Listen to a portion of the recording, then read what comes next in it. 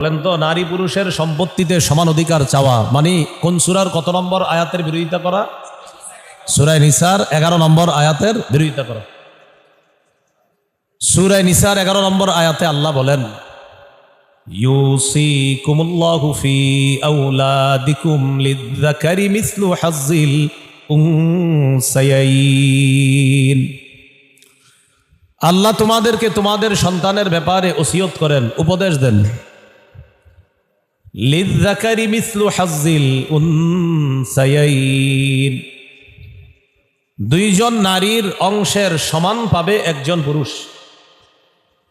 দুইজন নারীর অংশের সমান পুরুষের জন্য, মানে একজন পুরুষ যা পাবে দুজন মহিলা তা পাবে, তথা আপন ভাই যা পাবে দুই বোন তা পাবে।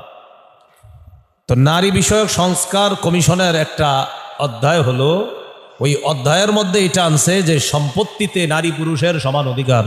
বলেন তো, এই অধিকার যদি বাস্তবায়ন হয় তাহলে কি এটা কোরআনের বিরোধিতা হবে কিনা?